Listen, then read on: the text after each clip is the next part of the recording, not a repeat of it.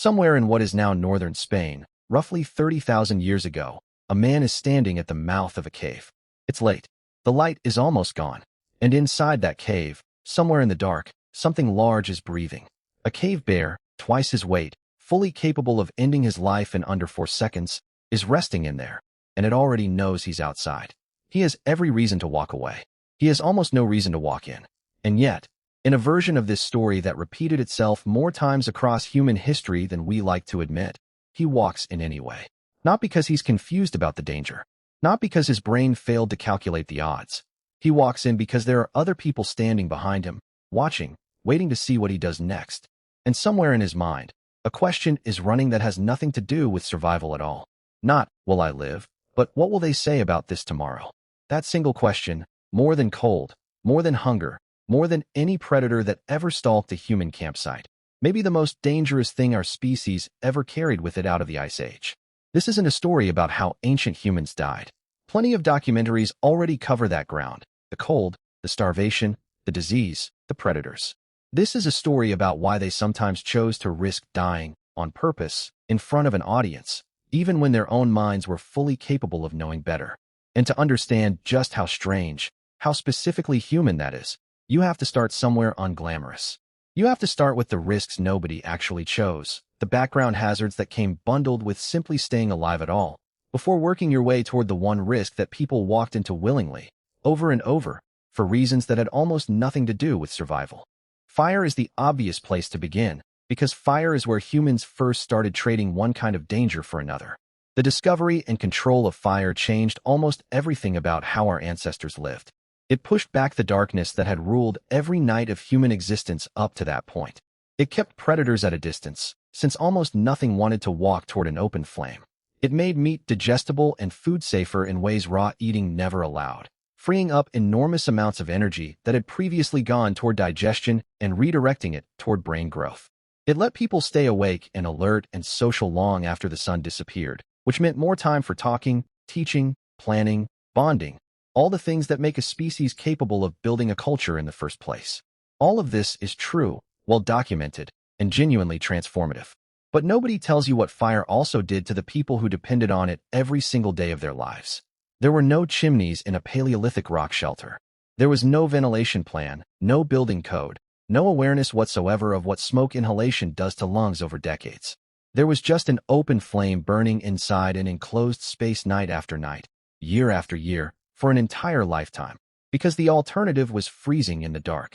Archaeologists studying ancient skeletal remains have found this story written directly into people's bones. Subtle but consistent changes in the sinus cavities, in the bone structure surrounding the airways, in dental wear patterns, show up again and again in populations that spent their lives in smoke-filled shelters. These aren't isolated injuries from a single bad night by a fire that wouldn't draw properly. They're the signature of chronic, repeated exposure, of breathing particulate smoke every night from infancy through old age, a slow, invisible cost that never shows up in the exciting version of the story, but shows up very clearly in the skeleton. Burn marks tell a similar tale. Not just the dramatic, catastrophic accidents, though those certainly happened and left their own trace in the record, but the low-grade, repeated burns on hands and forearms that come from a life spent constantly near open flame, tending it, feeding it, cooking directly over it, sitting close enough to feel real heat, because that heat was also the only thing standing between a person and hypothermia. Add to that the reality of small children living in these same enclosed spaces, moving through the world with the same fearless, boundary-testing curiosity children have always displayed, and completely unequipped to understand why the bright orange thing glowing in the middle of the shelter was not, in fact, something worth reaching toward. Fire injured people constantly, by sheer volume. It was one of the most reliable, most consistent sources of harm in the ancient world, quietly accumulating damage in ways nobody at the time could have named or prevented. But here's the thing about fire that separates it from everything else in this story. Nobody was choosing it in order to look brave. Nobody sat closer to the flames than necessary to impress anyone watching. It was necessity wearing the costume of risk, the kind of danger you accept without a second thought because the alternative was so obviously, immediately worse. Fire doesn't explain the man standing outside the cave. For that, you need to look somewhere else entirely, somewhere the danger wasn't required at all. Hunting is where the real pattern starts to reveal itself, because hunting is where you can actually see the dividing line between risk that serves survival and risk that serves something else completely. Ancient hunters were not reckless by default, and it would be a mistake to imagine them charging blindly at anything that moved. The archaeological and ethnographic record makes clear that hunting large, dangerous animals was, for the overwhelming majority of the time, an exercise in extraordinary discipline, patience, and coordination refined across countless generations. Groups worked together to drive mammoths and other megafauna toward natural traps, bogs, cliffs, narrow ravines, using terrain, timing, and sheer numbers to tilt the odds heavily in their favor long before a single spear was ever thrown. This was risk, undeniably, but it was risk that had been engineered down to something calculated and manageable through the accumulated wisdom of people who had done this many times before and passed down exactly what worked. That's the disciplined version of ancient hunting. Then there's the other version, the one that shows up in the injury record as something distinctly different. Skeletal remains from some ancient hunters carry trauma patterns that don't fit neatly into the story of a well-executed group hunt at all. Instead, they look like the aftermath of close-range contact with an animal that should never have been approached that closely in the first place, a wounded, panicked, cornered creature lashing out at a hunter who had somehow ended up far closer to danger than any sound strategy would ever recommend. These are the injuries of hunts that escalated, that pushed well past the point where the probability calculations still favored the humans involved. And the question worth sitting with is why any experienced hunter, someone who fully understood the danger posed by a cornered animal many times his size and strength, would put himself in that position at all. The answer has surprisingly little to do with meat. In small ancient communities, the hunter who brought down the biggest, most dangerous prey wasn't simply feeding his group for another few days. He was building something far more valuable to him personally. Reputation, elevated status, the kind of standing within the group that translated directly into better treatment, stronger alliances, more social capital, and yes, better prospects when it came to finding a mate. Hunting success in these societies was never a purely caloric transaction, a simple exchange of effort for calories. It was also, simultaneously, a performance, watched, remembered, and talked about for years afterward. And once you understand that dimension of it, the escalation pattern makes perfect sense. A hunter who succeeds once starts to believe he can succeed again under harder conditions. Confidence builds faster, almost always, than caution does. And the social reward for taking on something bigger, something more dangerous, something worth telling stories about around the fire, kept pulling ambitious young hunters further past the safe threshold than pure survival math would ever justify on its own. That same underlying pattern, danger accepted not for the outcome itself, but for what the outcome would say about the person taking the risk, shows up again in how ancient groups handled conflict with one another. Early human bands were not uniformly peaceful, the way some romantic accounts of prehistory like to imagine, nor were they uniformly violent, the way other, darker accounts prefer. What the actual evidence suggests is something messier, and honestly more human, than either extreme allows for. Cooperation and deep trust existed within the group, often extraordinarily strong cooperation, the kind necessary to survive at all. But relationships with outsiders were far more volatile and situation-dependent, capable of shifting toward real violence when resources, territory, water sources, or seasonal hunting grounds became scarce enough to fight over. What's especially revealing isn't simply that these conflicts happened, since conflict over scarce resources is hardly unique to humans. What's revealing is how individual people within a group decided whether or not to take part in something as dangerous as a raid against a rival band. Joining a raid meant accepting a very real, very immediate chance of dying in the process, a chance that everyone involved understood clearly. And yet people did it, repeatedly, across wildly different cultures and across thousands of years of human history, because the calculation being made wasn't only about whether the raid itself would succeed or fail. It was also, quietly but powerfully, about what kind of person you would be seen as afterward by everyone who mattered to you. The warriors who survived these conflicts and successfully defended their group weren't just keeping the group's territory and resources intact for another season. They were cementing exactly the kind of reputation that made everything else in their lives easier going forward: access to food during lean times, alliances when they needed backup, respect from elders, attention from potential partners. Meanwhile, the individuals who calculated the risk correctly and chose to step back sometimes avoided an early, violent death, but they paid a different, quieter kind of price, a small but real cost in social standing that, in a tightly interdependent society, with no anonymity and nowhere to hide, could matter almost as much as physical survival itself. And this is precisely where all three of these threads, fire, hunting, and intergroup conflict, start to braid together into something considerably bigger than any one of them on its own. Because underneath all of it runs the exact same underlying mechanism, a species that had, through sheer evolutionary accident, developed the cognitive capacity to fully understand risk, to model likely outcomes, to weigh probabilities with real sophistication, and that nonetheless kept overriding that very capacity in favor of something that simply felt, in the immediate moment, more urgent. Social standing. This is the habit worth naming directly and clearly. Not fire, not hunting, not intergroup violence as isolated, separate behaviors, but the deeper pattern running quietly underneath every single one of them. The tendency to make decisions based not on what would actually keep you alive, but on how those decisions would be witnessed, remembered, and judged by the people standing around you. Crucially, this was never a flaw in the system, a kind of evolutionary mistake or oversight. It was the system working exactly as it had been shaped to work by thousands of generations of small group living. In tight-knit ancient communities, your social position wasn't a matter of vanity or ego in the way it can sometimes feel today. It was directly, unavoidably tied to your actual survival. Being excluded from the group, being seen as cowardly, unreliable, disloyal, or weak, carried consequences that were every bit as real and every bit as potentially lethal as a physical injury from a bear or a spear. Losing access to shared food during a hard winter, losing shared protection when danger appeared, losing the alliances that made cooperative hunting and defense possible at all, in an environment with absolutely no safety net beyond the group itself, could kill a person just as effectively and just as certainly as any predator ever could. So the part of the ancient human mind that obsessed, sometimes to an almost irrational degree, over reputation wasn't malfunctioning at all. It was responding, quite rationally given the stakes, to an environment where reputation genuinely was, in the most literal sense, a matter of life and death. The problem is that this system, finely tuned for a world of constant, close-range social observation, was never precisely calibrated enough to reliably distinguish between situations where the risk was genuinely worth taking and situations where it very clearly wasn't. It generalized, the way most evolved instincts tend to generalize, into a broad rule that said, roughly, protect your standing in the group, because your standing in the group is what protects you. And most of the time, honestly, that rule served people extremely well across a lifetime.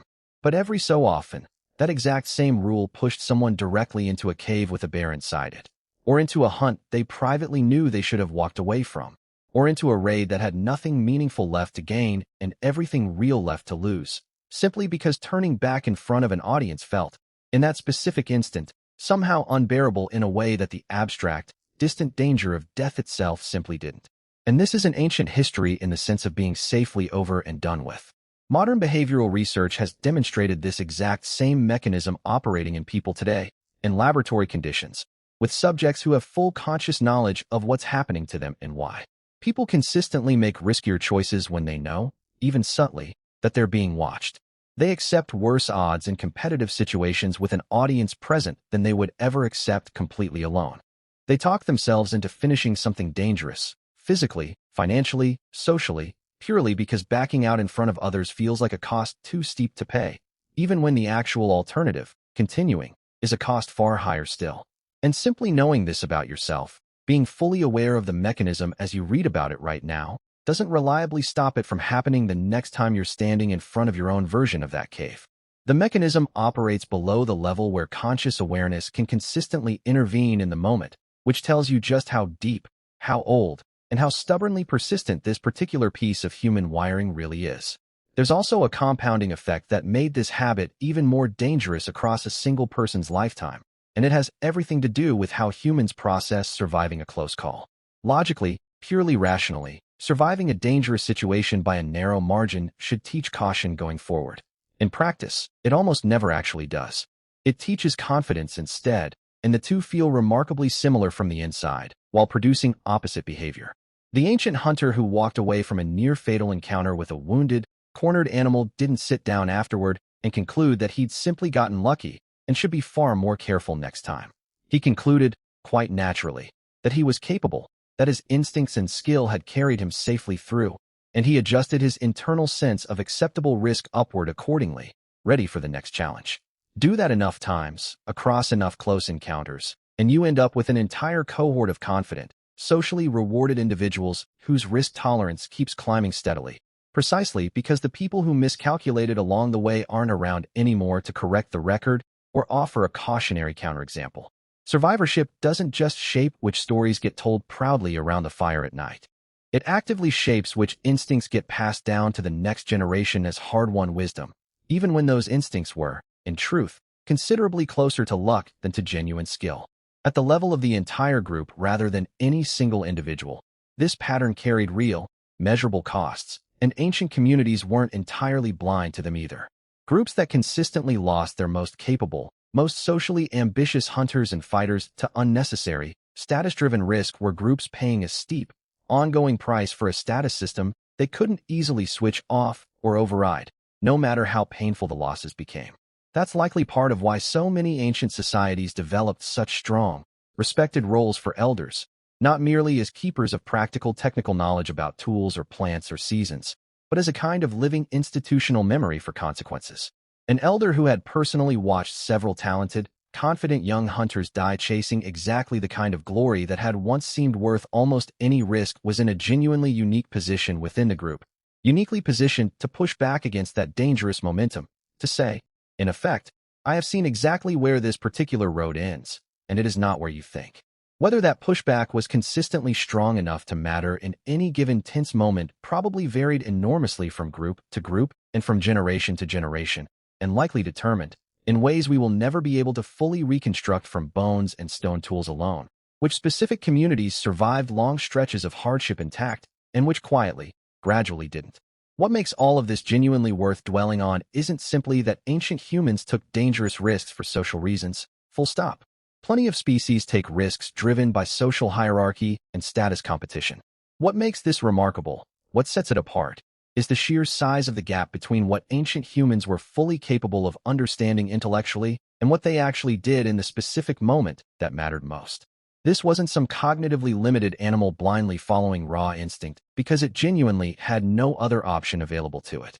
This was a species capable of producing cave art with real aesthetic sophistication, of coordinating complex hunts requiring dozens of people to plan and execute a shared sequence of actions, of transmitting detailed technical knowledge across multiple generations through language and demonstration alone. The same brain that could accomplish all of that could also, quite clearly, sit down and calculate that walking into a cave with a bear inside it was, on balance, a genuinely bad idea. The problem was never a lack of raw intelligence or foresight. The problem was that in the specific, charged instant when a real audience was actually watching and a real decision had to be made right now, immediately, the part of the brain wired for social survival consistently outran and overpowered the part of the brain wired for cool, rational risk assessment. Abstract probability is an extraordinarily hard thing to actually feel in your body. A group of real people standing there watching you, waiting to see exactly what you'll do next, is not abstract at all. It's immediate, physical, undeniable, impossible to ignore, and it wins far more often than careful reasoning ever should. This is not a problem our species neatly solved somewhere back in the depths of the Ice Age and then simply moved past, filed away as an ancient curiosity. It is not a problem we have fully solved now either, whatever we might like to believe about our modern rationality. The bear is gone. The cave, for most of us living today, is entirely metaphorical, invisible, made of glances and expectations rather than stone and shadow. But the underlying architecture, the deep, quiet part of us that runs the numbers on how a choice will look to others before it ever finishes running the numbers on how that choice will actually turn out in reality, is still fully installed, still active, still occasionally making consequential decisions on our behalf that our own careful, reasoning mind would talk us firmly out of if it were somehow given the chance to go first and speak loudest. Every time someone stays in a conversation, a relationship, a commitment they privately know they should have walked away from long ago, purely because leaving would look weak to people whose opinion shouldn't matter nearly as much as it does, that's the mechanism at work. Every time someone takes on a physical risk they privately, quietly know is a genuinely bad idea, purely because an audience happens to be watching and stepping back feels unbearable, that's the mechanism at work. Every single time the fear of how something will be perceived by others quietly, invisibly outvotes the far more sensible fear of how that same thing will actually end, That is the exact same ancient mechanism, running now in a completely different century, applied to a completely different set of stakes, but fundamentally unchanged at its core. Ancient humans' most dangerous habit was never really about bears, or fire, or hunting, or raids against rival bands. Those were simply the settings this particular habit happened to play out in, the specific stages available to it at the time. The habit itself was something far simpler underneath all that surface detail, and something far harder to shake loose. It was a form of intelligence sophisticated enough to calculate the real odds with genuine precision, and human enough, vulnerable enough, deeply social enough, to look directly at those carefully calculated odds and walk forward anyway, because somebody, somewhere, close enough to matter, was watching.